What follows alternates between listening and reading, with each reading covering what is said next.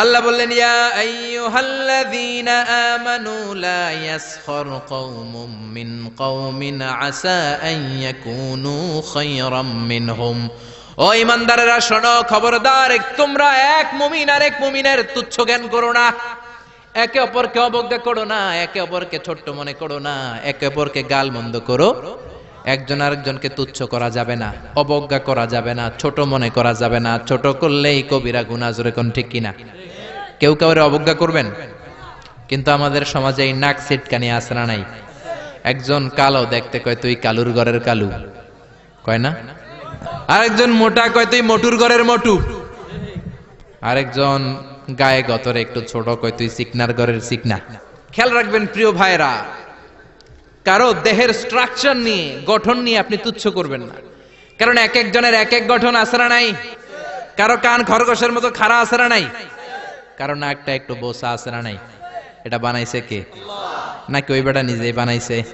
ওয়াল্লাযী ইউসাউবিরুকুম feel আরহামি কাইফা ইয়াশা লা ইলাহা ইল্লা হুয়াল আজিজুল হাকীম। খবরদার, তোমরা যখন মায়ের পেটে ছিলা তখনই তোমাদের চেহারার স্ট্রাকচার দিয়েছে কে? যেই লোকটা কালো হয়েছে নিজের ইচ্ছায় হয় নাই, ওরে কালো বানাইছে কে? যে সাদা হয়েছে নিজে সাদা হয় নাই, সাদা বানাইছে কে? আল্লাহ নিজেই স্ট্রাকচার দিয়েছেন। আমাদেরকে আমাদের চেহারা বানানোর অনুমতি আল্লাহ দেয়? আল্লাহ যদি বলতেন যাও যাও প্রত্যেকের চেহারা প্রত্যেকে বানায় নাও, আমরা প্রত্যেকে আমাদেরকে সুপারস্টার করে বানাতাম। যদি বলতো যাও নিজের চেহারার ডিজাইন নিজেই দাও, তাহলে প্রত্যেকে তো প্রত্যেককে ইউসুফ নবীর মতো সুন্দর করতাম। প্রত্যেক নারী প্রত্যেককে বিশ্ব সুন্দরী বানাতো, প্রত্যেক নারী প্রত্যেককে জুলাইখার মতো করে বানাতো, প্রত্যেক নারী নিজের চেহারাটাকে ঐশ্বরিয়া রায়, জান্নাতুন নাঈম এভরিল করে বানাতো, ঠিক কি না? নিজেকে সবচেয়ে সুন্দরী করে বানাতো। কিন্তু এই সুযোগ আল্লাহ দেয় নাই। মায়ের পেটে থাকতে আমাদের চেহারার ডিজাইন দিয়েছে কে? এজন্য তোর নাক বসা, তুই কালুর ঘরের কালু, তুই চিকনার ঘরের চিকনা, এগুলো বলবেন? বলা যাবে? বলা যাবে?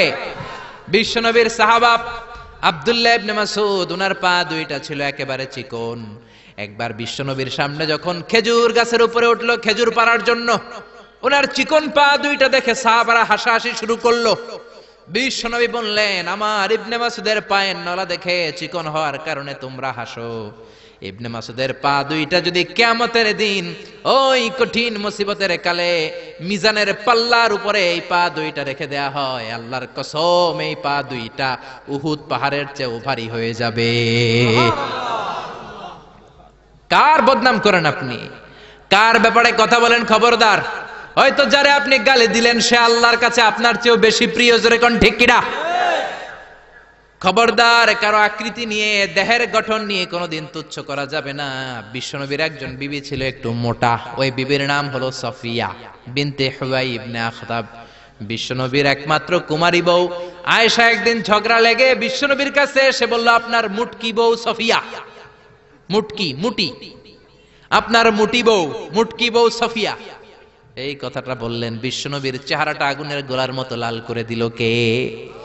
বিশ্বনবী বললেন, আয়েশা তুমি এটা কি বললা? কি বললা এটা তুমি আয়েশা?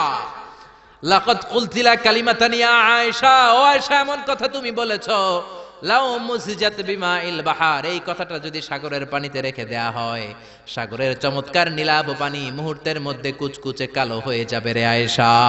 আল্লাহু আকবার। শুধু বলছে মুটকি মুটি, আপনার এই বউটা মুটি। এজন্য আর কখনো কারো গঠন নিয়ে তুচ্ছ তাচ্ছিল্য করবেন? করবেন করবেন করবেন। এজন্য আল্লাহ বললেন, খবরদার, গঠনাকৃতি নিয়ে তুচ্ছ করো না। এরপর আল্লাহ বললেন, ওয়ালা তালমিজু আনফুসাকুম, তোমরা নিজেদের বদনাম করো না, নিজেদের দোষারোপ করো না, অন্যের দোষ খোঁজো না।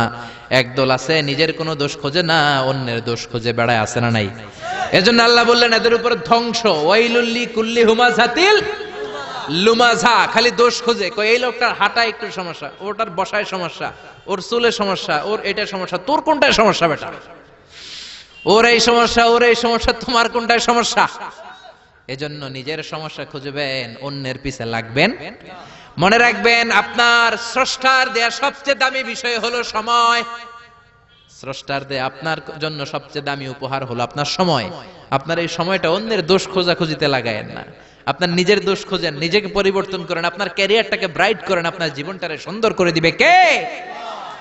এরপর আল্লাহ বললেন ওয়ালা তানাবাজু বিল আলকাব, খবরদার মন্দ নামে কিংবা উপনামে কাউরে ডেকো না। কার কথা? যার যে নাম ওই নামে ডাকতে বলেছে কে? মন্দ নামে ডেকো না। একজন লোকের বাবা ছিল চোর, আপনি কইলেন চোরের পোলা চোর, ও তো চুরি করে নাই, ওর বাবা ছিল চোর, ওর বাবার দোষ ওর কাঁধের মধ্যে লাগানো যাবে? আবার ওর যেই নাম রয়েছে ওই নামেই ডাকতে বলেছে কে? ইসলামের নামটা অনেক গুরুত্বপূর্ণ, খেয়াল রাখবেন। যার যে নাম সে নামে ডাকবেন, কারণ তুদাউনা ইয়াউমাল কিয়ামাতি বিআসমাইকুম ওয়া আসমাই আবাইকুম, কিয়ামতের দিন তোমাদের নাম ধরে, তোমাদের বাবার নাম ধরে তোমাদের ডাকবে কে? কিন্তু আমরা নাম চেঞ্জ করে ডাকাডাকি আমাদের সমাজে আছে না নাই? বাবা মা আদর করে ইসলামের প্রথম খলিফা তার নামের সাথে মিলিয়ে নাম রেখেছে আবু বকর, ওরা ডাকে বক্কইরা। কি ডাকে? বাবা মা রেখেছে আব্দুল কুদ্দুস, ওরা ডাকে কুদ্দুচ্চা। ইসলামের প্রথম তীর জিহাদের ময়দানে যে সাহাবী প্রথম তীর নিক্ষেপ করেছে সাদ বিন আবি ওয়াক্কাস, বাবা মা আদর করে ছেলের নাম রেখেছে সাদ বিন আবি ওয়াক্কাস, হেতরে ডাকে আক্কাইচা। আছে না নাই? এখন আমার নাম মিজানুর রহমান আজহারি, আমারে যদি কোন মিজাইন না, আমার শুনতে ভালো লাগবে? জোরে বলেন। এমন তো আপনিও আপনার নামটা বাঁকা করে বললে আপনার ভালো লাগবে? মনে রাখবেন, প্রত্যেকের নামটা প্রত্যেকের কাছে বড় যত্নের, প্রত্যেকের কাছে প্রত্যেকের নামটা বড় আদরের, প্রত্যেকের কাছে প্রত্যেকের নামটা বড় সোহাগের। এর নাম আব্দুল্লাহ, এর নাম কাউসার, এর নাম রহিম। আরে রহিম আব্দুল্লাহ কাউসার তো কত আছে, এটা মনেই হইতে পারে আপনার কাছে, কিন্তু যার নাম আব্দুল্লাহ তার কাছে আব্দুল্লাহ নামটা অনেক যত্নের।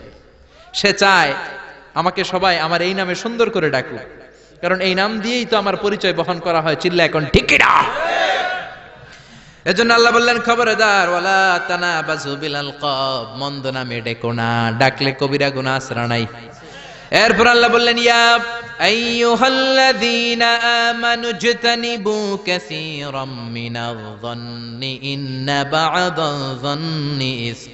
ও ঈমানদারেরা খবরদার, তোমরা বেশি বেশি ধারণা করো না, আন্দাজ অনুমান নির্ভর কথা বলো না। অনুমান নির্ভর কথা আছে না নাই? আমরা আন্দাজে কথা বলি বেশি, আমরা হইলাম আন্দাজ আলী। কি আলী? জোরে কোন কি আলী? আমরা আন্দাজ আলী, আন্দাজ করে কথা বলি, অনুমান নির্ভর কথা বলি। কিন্তু অনুমান নির্ভর কথা বলা কবিরা গুনাহ, কারণ বেশিরভাগ আন্দাজি সঠিক হয় না। ইয়াত্তাবিউনা ইল্লায-যন্না ওয়া ইন্নায-যন্না লা ইউগনি মিনাল হাক্কি শাইআ। আল্লাহ বললেন এক শ্রেণীর লোক আছে আন্দাজ করে কথা বলে, কিন্তু আন্দাজ আর অনুমান কখনো সত্যের বিকল্প হতে পারে? আন্দাজ আর অনুমান কখনো সত্যের বিকল্প হতে পারে? জোরে বলেন পারে? আল্লাহ বলেন খবরদার, ইন্না বা'দায-যন্নি ইসমুন, অনুমান আর আন্দাজ বেশিরভাগ এটা গুনার কাজ। বিশ্বনবী বললেন ইয়াকুম ওয়ায-যন্না ফা ইন্নায-যন্না আকযাবুল হাদিস, তোমরা বেশি বেশি অনুমান আর আন্দাজ করা থেকে বেঁচে থাকো, আন্দাজ আর অনুমান হলো মিথ্যা কথা। ঠিক কিনা? এজন্য আন্দাজ করে কথা বলবেন, অনুমান নির্ভর কোনো কথা বলবেন, কিন্তু আন্দাজ আর অনুমান আছে না নাই? আমাদের সমাজটার রন্ধ্রে রন্ধ্রে পৌঁছে গিয়েছে নেগেটিভ মাইন্ড, খালি নেগেটিভ, সবাই নেগেটিভ চিন্তা করে। Come back positive, not go back negative. পজিটিভের দিকে আসো, নেগেটিভের দিকে যেও না। ভালো চিন্তা করো, খারাপ চিন্তা করো না। আপনি যদি কারো ব্যাপারে ধারণা করতেই হয়, ভালো ধারণা করবেন। মন্দ ধারণা করা যাবে নাকি মন্দ ধারণা করবেন? করবেন করবেন। আপনি দেখছেন এক বাড়িতে পুলিশ ঢুকছে, পুলিশ ঢুকছে দেখে আপনি পুরা গ্রাম এক করে ফেলছেন। এই বাড়ির ভিতরে মারামারি হয়েছে, পোলা ইয়াবা খাইছে, গাঞ্জা টানছে, পুলিশ ধরে নিতে আসছে।